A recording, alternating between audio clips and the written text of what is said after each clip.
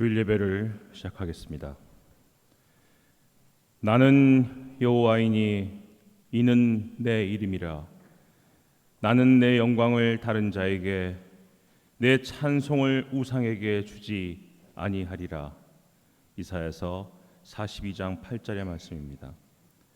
택한 백성들을 보호하시며 축복하시는 하나님, 하늘에 속한 신령한 복이 부어지는 예배의 자리로 인도하여 주심에 감사드립니다. 이 예배를 기쁘게 받아주시고 각 심령 위에 생수의 강이 흘러넘치게 하옵소서. 거룩하신 예수 그리스도의 이름으로 기원합니다. 아멘. 경배 찬송 32장 부르시겠습니다.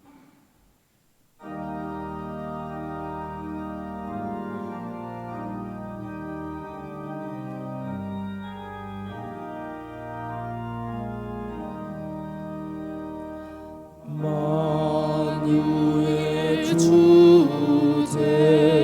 존귀하신 예수, 사람이 되신 하나님, 나 사모하여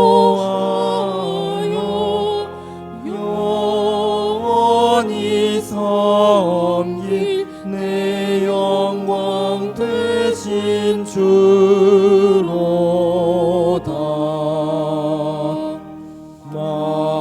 만유의 중상 무성한 저수모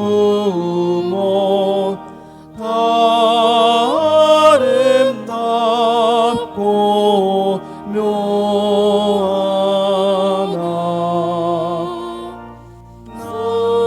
선전한 예수 아름다워 봄 같은 기쁨 주시네.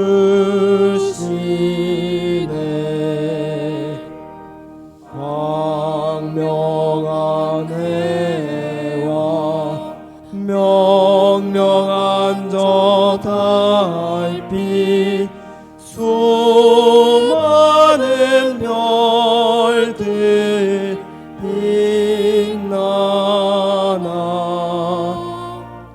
주 예수 빛은 더 찬란하여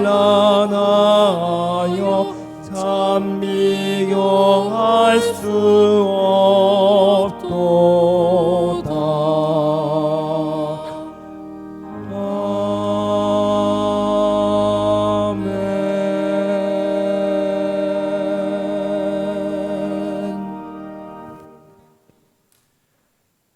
김영희 선생님께서 성시 교독 순서를 맡아주시겠습니다. 교독문 85번으로 성시 교독하시겠습니다.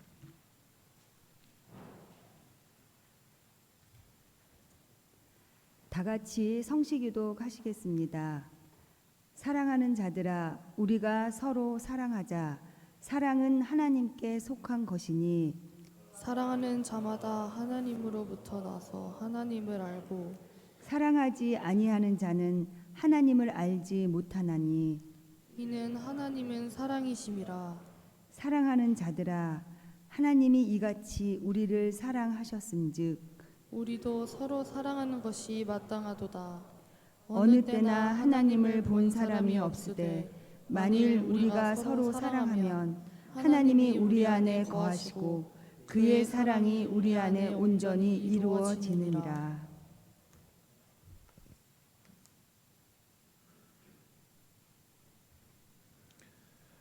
최재영 쌤께서 대표 기도해 주시겠습니다.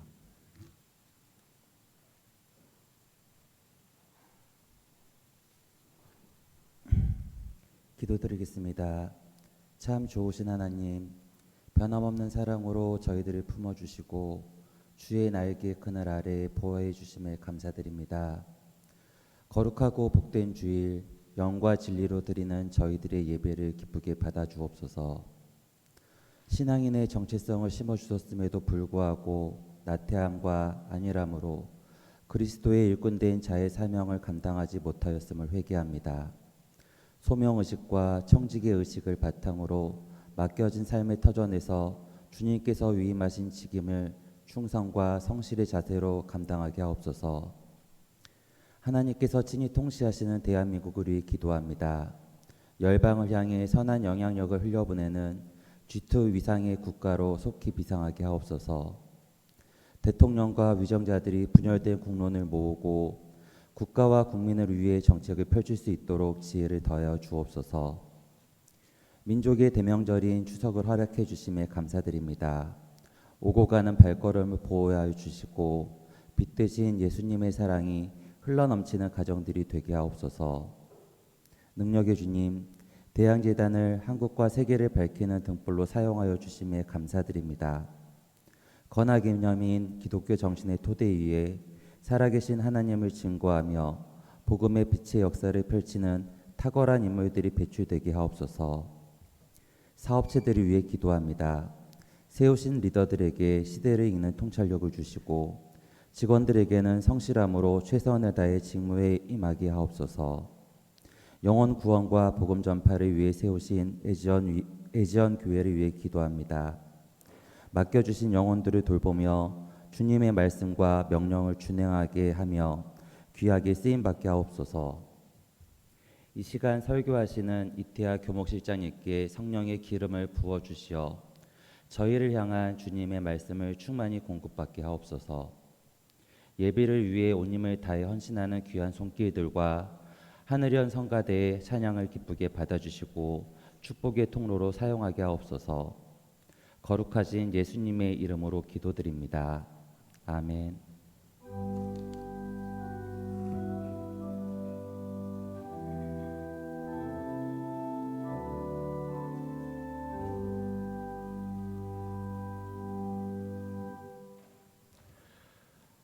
이종길 대표님께서 성경 봉독해 주시겠습니다.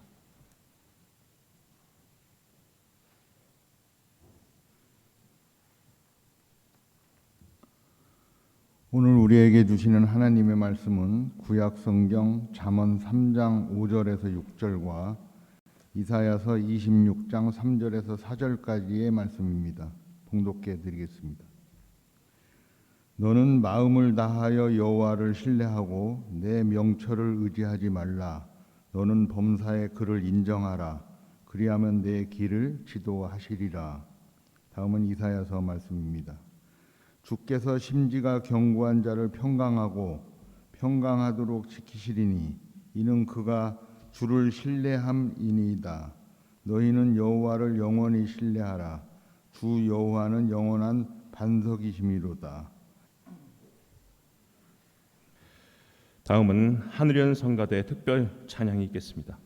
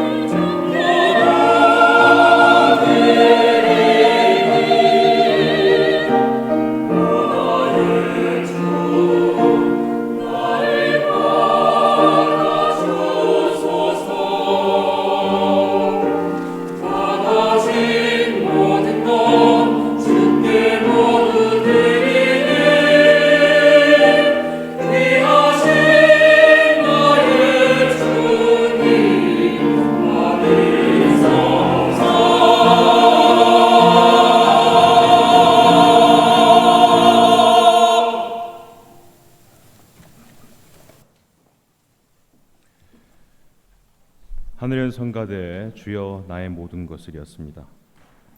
은혜로운 찬송 감사합니다. 다음은 이태하 교목실장님께서 설교해 주시겠습니다. 유대인이 지혜의 서로 많이 사용하는 책이 탈무드라는 책이 있죠. 제가 지금 이야기하려고 하는 낙타 나누기라는 우화가 있는데 이게 탈무드에 적힌 이야기라고들 합니다. 그러나 사실은 탈무드에 있는 이야기가 아니고 유대의 전승을 통해서 오랫동안 유대인들 사이에 내려오는 우화가 있습니다. 그게 낙타 나누기라는 우화입니다. 어떤 노인이 죽으면서 세 아들에게 유언을 했습니다. 그 노인에게는 17마리의 낙타가 있었는데 큰아들에게는 2분의 1, 절반을 주라고 얘기했고 셋째 아들에게는 3분의 1을 그리고 둘째 아들에게는 3분의 1을 셋째 아들에게는 9분의 1을 나누어 주라고 유언을 했습니다.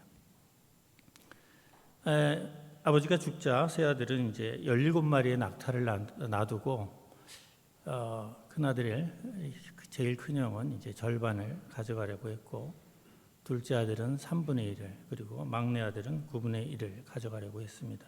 근데 문제가 있습니다. 이거를 17을 숫자적으로 절반을 나누면 2분의 1로 나누면 8.5가 되고 3으로 나누면 얼마가 됩니까? 5.67이 됩니다. 그리고 9로 나누면 1.89가 돼요. 물론 두 자리에서 반올림한 겁니다. 소수점 두 자리에서. 자, 그런데 낙타는 살아있는 생물이라 이렇게 나눌 수가 없었습니다. 그래서 골머리를 앓고 있었습니다. 서로 이걸 도대체 어떻게 나누면 좋을까? 이렇게 서로 고심을 하고 있던 차에 지나가던 한 노인이 도대체 뭐 때문에 고민을 하냐고 물었습니다.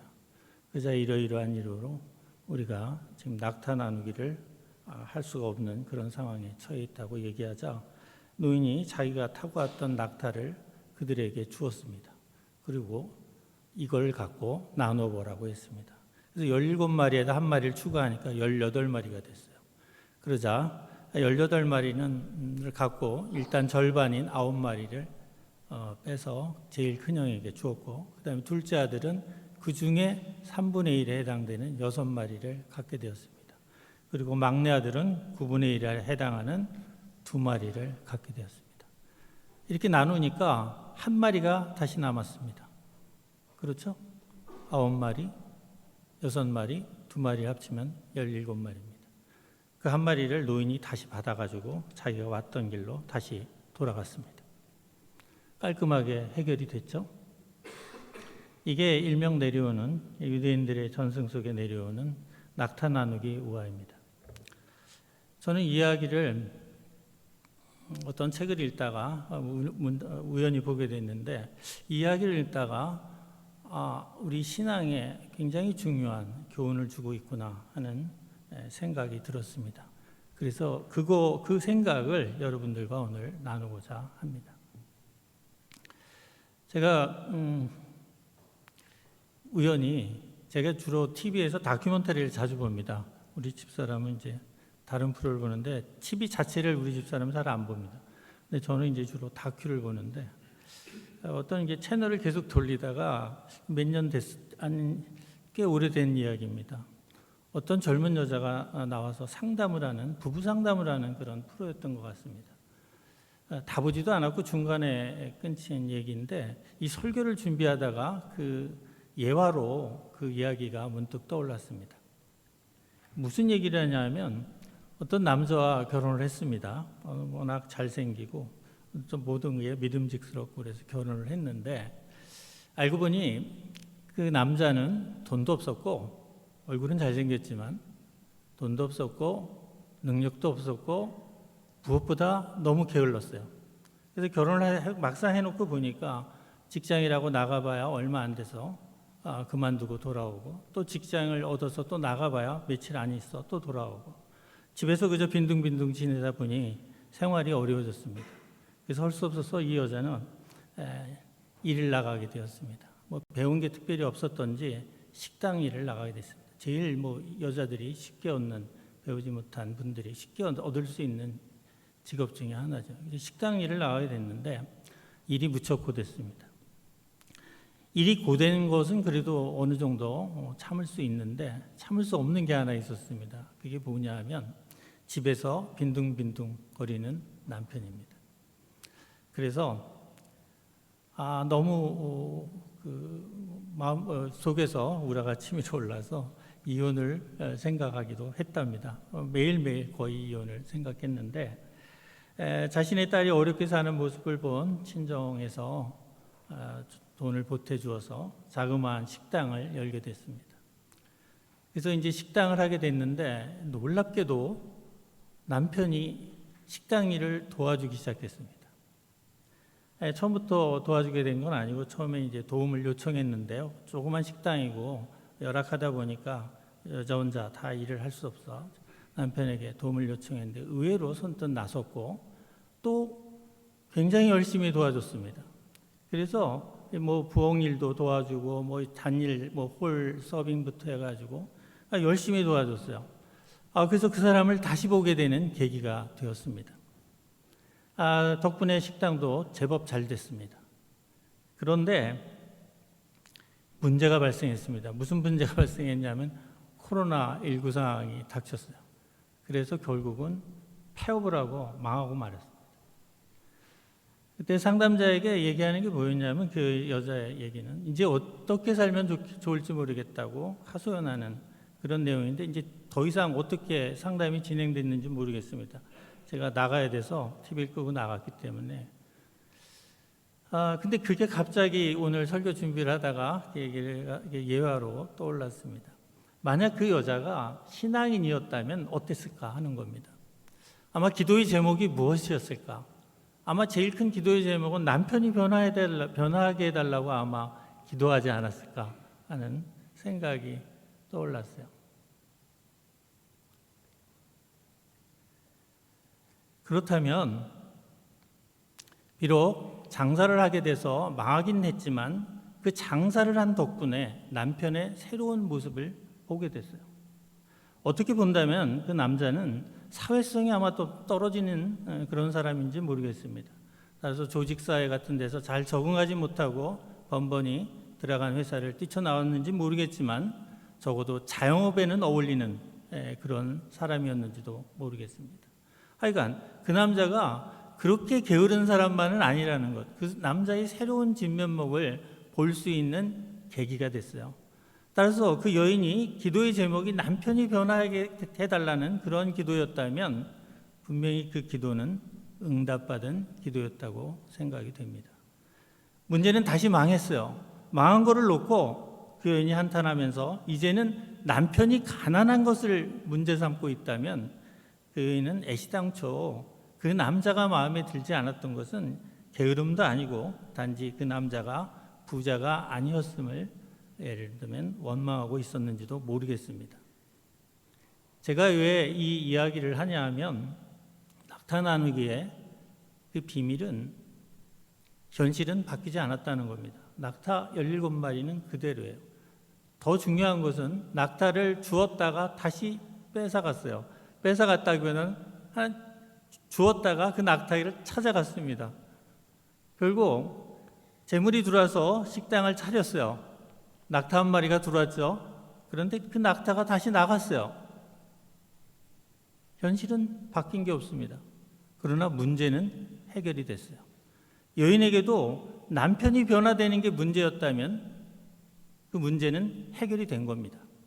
그런데 그 여인에게는 남편이 게으름이 문제가 아니었기 때문에 사실은 그 여인에게 문제는, 남편의 문제는 돈이 없는 것이 문제였어요. 가난한 것이. 우리는 종종 기도를 섞어서 합니다. 하나님께 자신의 욕망을 채워줄 걸 기도하는데 이게 좀 쑥스러운지 하나님이 안 들어주실 것 같으니까 하나님의 나라를 구하는 그러한 것을 포장지로 씌웁니다. 그래서 하나님의 나라를 위해서 많이 쓸 테니까 저를 부자로 만들어 주세요. 저를 취직시켜 주세요. 그럼 제가 열심히 직장 생활하면서 11조도 내고 교회 생활도 열심히 하겠습니다. 남들도 돕겠습니다. 이런 식으로 기도를 하죠. 그러나 본질은 하나님의 나라를 구하는 데 있지 않아요. 뭐가 있어요? 자신이 부자 되고 잘 사는데 목적이 있는 거죠. 근데 하나님이 우리의 그러한 속임수에 쉽게 넘어가시는 분이 아니라는 데 문제가 있습니다. 두 번째 예를 들게요. 유명한 목사님이 한 분 계세요. 꽤 유명해요. 유튜브를 보면 굉장히 많이 돌아다니는 아주 유능한 설교자라고 알려진 분인데 이분이 소아마비예요. 이분이 소아마비인데 어렸을 때부터 소아마비를 알았어요. 근데 아마 소아마비 때문인지는 모르겠지만 어렸을 때부터 초등학교 때부터 교회를 다녔어요. 그러다가 고등학교 때 자신이 좋은 목사가 될 테니 하나님께 기도를 했답니다. 내가 좋은 목사가 될 테니 소아마비 장애를 고쳐주세요 라고 기도를 했답니다. 얼마나 열심히 했냐 하면 무려 4년 동안을 하루도 쉬지 않고 기도를 했답니다. 그런데 전혀 변화가 없었어요. 대학생이 돼가지고 어느 날 길을 가는데 교회 현수막에 치유 집회라는 그런 문구를 보고 그 교회에 무심코 들어갔답니다. 근데 마침 목사님이 한 사람 한 사람, 아픈 사람 한 사람 한 사람을 머리에 손을 얹고 안수기도를 하는 시간이었어요. 그래서 그도 줄을 서서 안수기도를 받았습니다.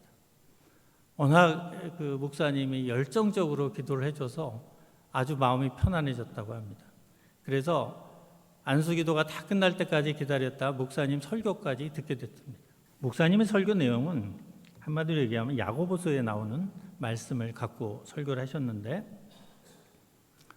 오직 믿음으로 구하라 조금도 의심하지 말라는 그 내용이에요. 그러니까 그러한 내용으로 설교를 하셨는데 이런 내용이었답니다. 오직 믿음으로 구하면 모든 병이 나을 수 있다는 그런 내용의 설교였답니다.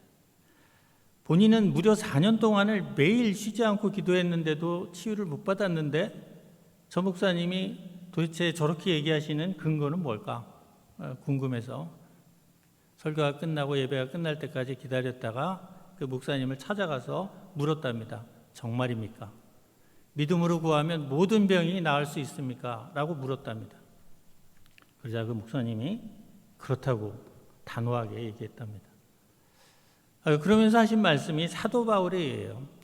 사도 바울은 육체에 가시가 있어 하나님께 3번이나 간절히 기도했다는 대목이 나옵니다. 특히 고린도후서에 보면 이러한 응답을 받은 이후 그는 더 이상 기도하지 않았다는 대목이 나와요. 고린도후서 12장 9절에 보면 내 은혜가 네게 족하다. 이는 내 능력이 약한 데서 온전해짐이니라 라는 말씀이에요. 이걸로 응답을 받았다는 그 이후로는 더 이상 기도하지 않았다는 거죠.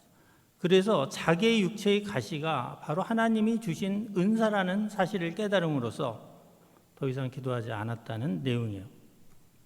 그 사도 바울의 육체의 가시가 뭐냐? 뭐 여러 가지 학자들의 얘기는 있지만 제일 많은 의견의 일치를 보이는 설명은 간질이에요. 간질 외에도 당시에는 간질 환자가 참 많았습니다. 그래서 간질이고 또 하나는 안질환이에요. 눈이 안 좋은 안질환. 또 하나가 관절염입니다. 하도 많은 곳을 돌아다녔기 때문에 매도 많이 맞았고 그래서 심한 관절염을 앓았다고 합니다. 그런데 어느 곳이 사도 바울이 고백한 육체의 가시인지는 정확히 몰라요. 그러나 하여간 육체의 가시를 놓고 기도했는데 그것이 치유받지 못했다는 거예요. 그러나 그 하나님의 음성, 내 은혜가 네게 족하다라는 그 음성을 듣고 더 이상 기도하지 않았다는 거예요. 그 안수를 해주신 그 목사님이 이 소아마비에 걸린 목사님에게 이렇게 말했다는 겁니다. 사도 바울이 치유를 받았을까라고 물었대요. 그래서 그 소아마비를 앓던 그 목사님이 그 당시는 대학생이죠. 대학생인 이 목사님이 아니요라고 얘기했다는 거예요. 분명히 바뀐 게 없으니까 아니요. 그러자 그 목사님이 이렇게 얘기했다는 겁니다. 아니다. 치유를 받았다. 왜냐? 그는 더 이상 그 질병으로 고통받지 않았기 때문에 이미 그는 치유를 받았다. 그 이후로 이 목사님이 이렇게 간증을 했습니다. 그 목사님이 그 말을 듣고 자신도 그 장애의 치유를 받았노라고. 더 이상 그는 자신의 장애를 놓고 기도하지 않았다는 겁니다. 그리고 더 이상 그걸로 괴로워한 적도 없다고 이렇게 고백했습니다. 저는 이 간증을 들으면서 이런 생각이 들었어요. 그 목사님도 역시나 하나님의 나라를 구하는 것과 자신의 욕망을 구하는 것을 섞어서 하나님께 청을 했죠. 내가 좋은 목사님이 될 테니 하나님 저의 기도를 들어주세요. 근데 하나님은 그 목사님에도 동일하게 내 은혜가 네게 족하다고 답변하셨다는 내용입니다. 다시 이야기하면 너의 그 육체의 가시가 결국은 내가 사용하려는 하나의 전도 또는 말씀의 증거의 도구였다. 즉 은사였다라는 거죠. 저는 이 말씀을 들으면서 이런 생각을 해요. 많은 사람들이 하나님께 기도를 합니다. 공경에 처했을 때, 어려움에 처했을 때 기도를 하죠. 또 자기가 뭔가를 바라는 것이 있어도 하나님께 기도합니다. 근데 그 기도의 대부분이 현실을 바꿔달라는 거예요. 어려운 공경에서 벗어나게 해주고 누군가 내가 마음에 안 드는 사람을 바꿔주고 배우자가 좀 성격이 좋은 사람으로 바꿔주고 뭐 예를 들면 다 그런 거예요. 그런데 하나님은 현실을 바꿔주지 않으십니다. 대신 바꿔주시는 게 있는데 그것은 바로 그 사람의 마음을 바꿔주십니다. 현실을 바꾸는 것이 문제의 해결이라고 우리는 생각합니다. 곧잘. 그러나 사실 현실의 바뀜은 문제의 진정한 해결이 아닙니다. 그건 또 다른 문제의 시작일 뿐입니다. 그 목사님이 소아마비 장애를 바꿔달라고 그렇게 기도했다고 했죠. 좋은 목사가 될 테니. 만약 하나님이 그 응답하셔서 그의 소아마비를 고쳐주셔서 정상인으로 만들었다면 그 목사님이 과연 목사님이 되었을까요? 제가 그 목사님이 다른 어떤 설교를 들었는데 자신의 원래 꿈은 배우가 되는 거였다고 그렇게 얘기하더라고요. 아마 배우가 됐을 겁니다. 좋은 목사가 되기보다는 배우가 됐을지도 모릅니다. 아마 10중 8구 그렇게 됐을 겁니다. 아까 제게 낙타 나누기의 경우에도 그 노인이 낙타 한 마리를 주고 그냥 길을 떠났다면 그 낙타 한 마리는 세 형제의 것이 됐겠죠. 그러나 그 낙타 한 마리는 세 형제의 분란의 불씨가 됐을 겁니다. 그 낙타 한 마리를 누가 갖느냐를 놓고 아마 엄청나게 싸웠고 우애가 끊어졌을지도 몰라요. 마찬가지예요. 아까 제가 예를 든 그 여인이 여자분이 상담 나온 그 여자분도 장사가 계속 잘 됐다면 과연 부부간의 관계가 계속 좋았을까? 우리는 곧잘 기도를 하면서 내 주변의 상황이 나아지게 무언가가 변화되게 하나님이 기적을 발휘해서 갑자기 내 남편이 내 아내가 천사처럼 변하기를 기도합니다. 사실은 자기 마음도 바꾸지 못하면서 남을 바꾸기를 원해요. 근데 하나님이 그런 기도에 절대 응답하지 않으십니다. 우리는 성경을 읽으면서도 그 성경을 통해 남을 비춰보는 거울로 사용하지 자신을 비춰보는 거울로 좀처럼 사용하지 않습니다. 그런데 이 성경을 하나님께서 주신 이유는 우리를 비춰보는 거울로 사용하라고 주셨지 남을 비추라는 거울로 사용하라고 이 성경을 주시지 않았습니다.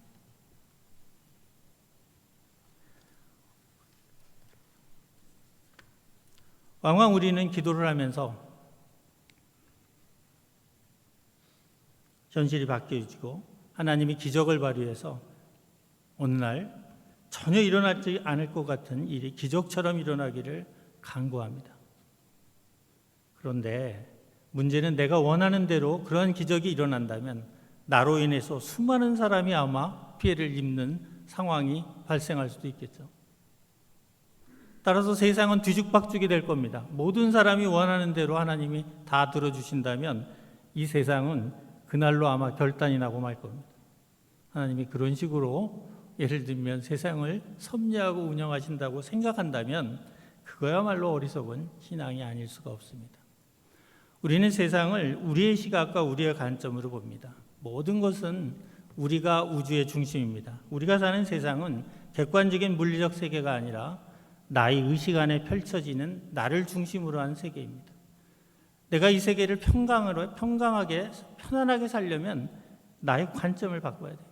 나의 생각을 바꾸면 세상의 거의 대부분의 것들이 다 해결이 됩니다. 우리가 신앙을 갖는 이유는 바로 이러한 관점을 바꾸기 위한 일입니다. 그런데 이게 좀처럼 쉽지가 않습니다. 그래서 주님의 도우심이 필요한 것이고, 제가 누누이 얘기하지만 구하라 그러면 얻을 것이요 두드려라 열릴 것이다 라는 그 구절에 하나님이 아무리 악한 아버지라도 좋은 것을 좋은 것을 주지 않겠느냐는 이 말씀의 맨 끝에 누가복음에 그 좋은 것이란 성령이라고 말하고 있습니다.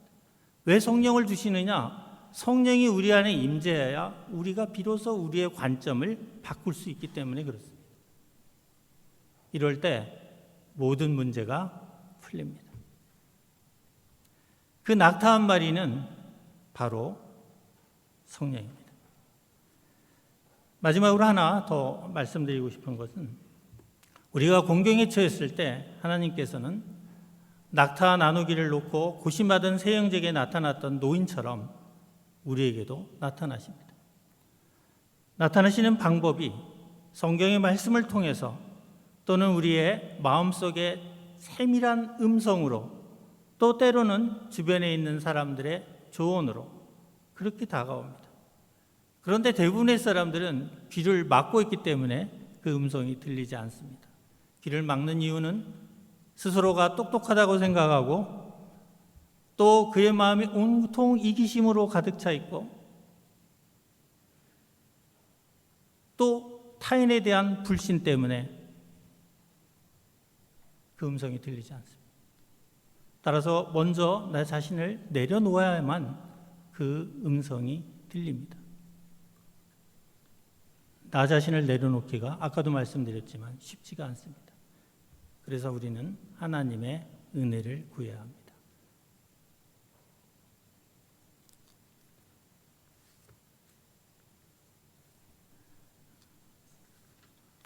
오늘 제가 전한 말씀처럼 낙타 나누기 유아, 저는 이 유아를 통해서 많은 깨달음을 얻었습니다. 무엇보다 우리가 기도를 해도 현실은 변하지 않는다는 사실입니다. 중요한 것은 우리 마음이 변해야 모든 인생의 문제가 해결된다는 그 비밀을 그 우화는 담고 있습니다. 기도하시겠습니다. 하나님 감사합니다. 모든 것이 부족한 저희 입술을 통해 주님의 말씀을 증거하게 해주신 주님께 감사와 경배를 올립니다. 우리 예전교회 교우들 마음속에 이 말씀의 씨앗이 깊이 자리하게 주님 도와주시옵소서. 이 모든 말씀 예수님 이름으로 기도합니다. 아멘. 이태학교 목실장님의 은혜 말씀 감사드립니다. 자, 이제 이 시간은 헌금 봉헌 및 헌금 기도 순서입니다.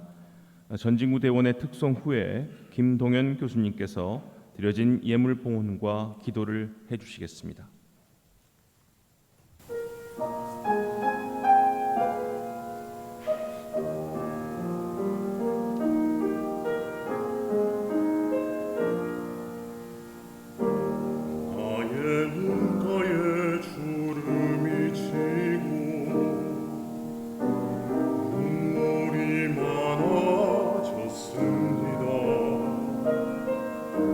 정신은 감고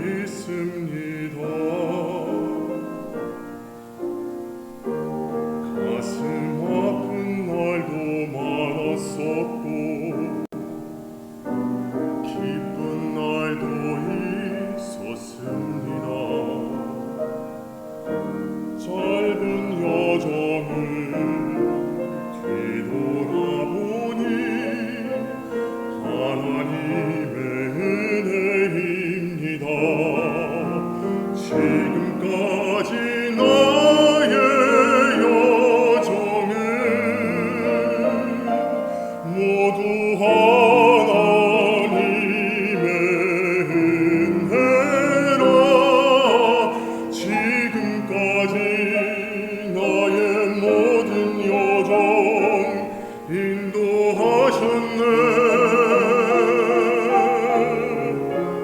나의 남은 모든 여정을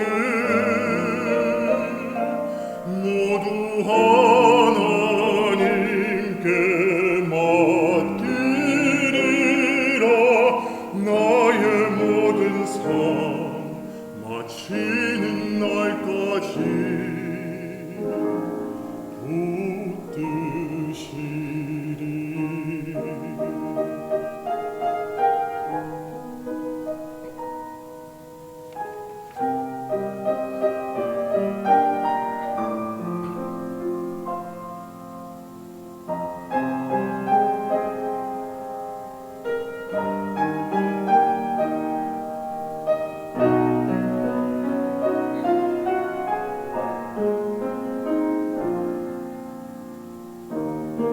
가슴 아픈 날도 많았었고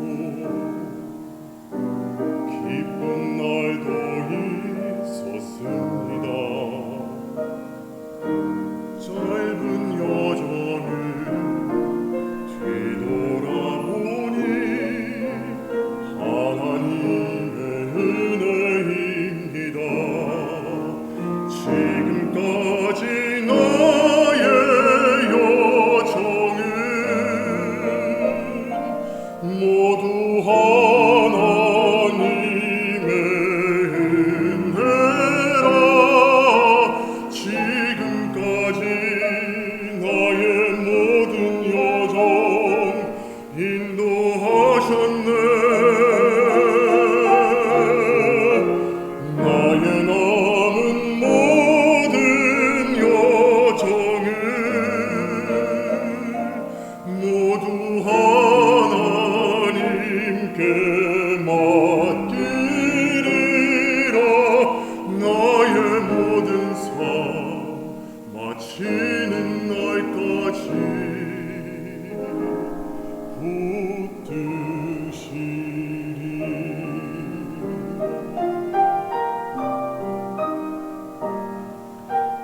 나의 모든 삶 마치는 날까지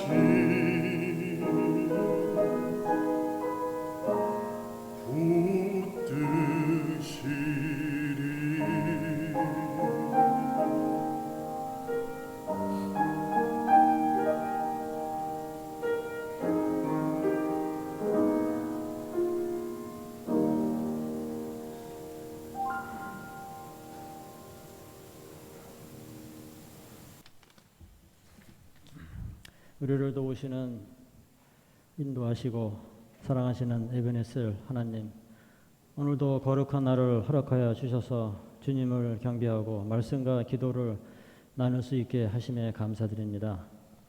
이 시간 주님 앞에 예물을 드립니다. 우리의 마음과 정성, 기도의 제목도 함께 올립니다. 주님께서 흠양하시고 때마다 일마다 간섭하시며 저희를 도우시고 저희를 변화되게 하여 주시옵소서. 우리가 드린 예물을 통해 하나님의 나라가 확장되게 하시고 저희들의 삶이 오직 주님 보시기에 기뻐하실 수 있도록 경건과 신실, 겸손과 배려로 살게 하여 주시옵소서. 우리의 길과 진리와 생명 되신 예수님의 이름으로 기도드립니다. 아멘.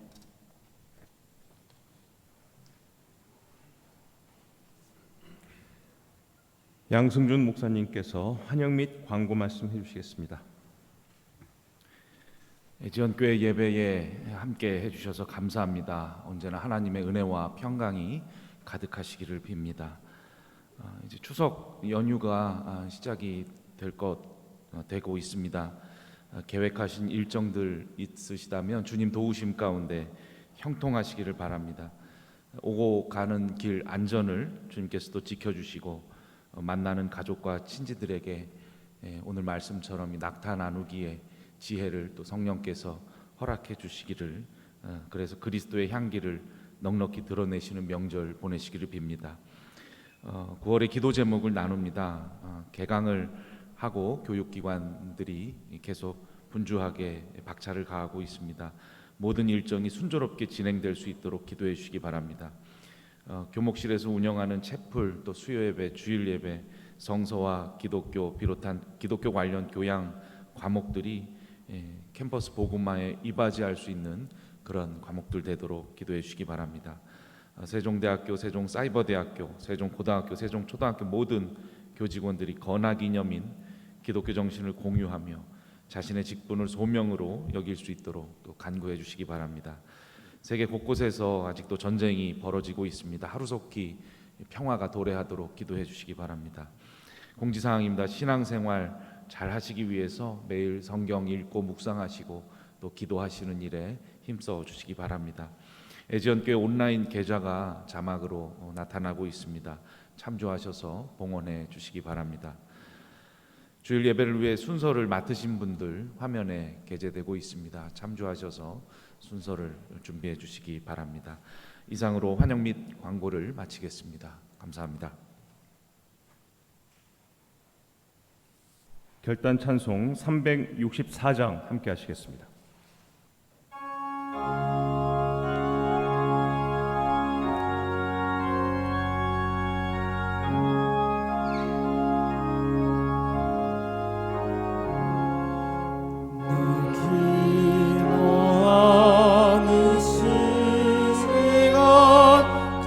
그때가 가장 즐겁다. 이 세상 근심 걱정에 얽매인 나를 부르사 내 진정 정원 주 앞에 낱낱이 바로 아래어 큰 불행당에 슬플 때 나 위로 받게 하시네. 내 기도하는 그 시간 내게는 가장 귀하다. 저 광야 같은 세상에 끝없이 방황하면서 위태한 길로 나갈 때 주께서 나를 이끌어 그 보좌 앞에 나아가 그 은혜 받게 하시네. 내 기도하는 그 시간 그때가 가장 즐겁다. 이때가 지은 현재를 내 마음 심히 아파도 참마음으로 뉘우쳐 다 숨김없이 아뢰면 주 나를 위해 복 주사 새 은혜 부어 주시네. 내 기도하는 그 시간 그때가 가장 즐겁다. 주 세상에서 일찍이 저 요란한 곳 피하여 빈들에서 나 산에서 온 마음을 세워 지내사 주 예수 친히 기도로 근본을 보여주셨네.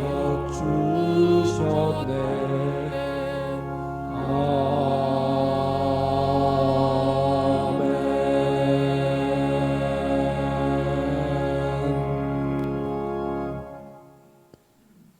같이 주기도문으로 예배를 마치겠습니다. 하늘에 계신 우리 아버지, 아버지의 이름을 거룩하게 하시며 아버지의 나라가 오게 하시며 아버지의 뜻이 하늘에서와 같이 땅에서도 이루어지게 하소서. 오늘 우리에게 일용할 양식을 주시고 우리가 우리에게 잘못한 사람을 용서하여 준 것 같이 우리 죄를 용서하여 주시고 우리를 시험에 빠지지 않게 악에서 구하소서. 나라와 권능과 영광이 영원히 아버지의 것입니다. 아멘.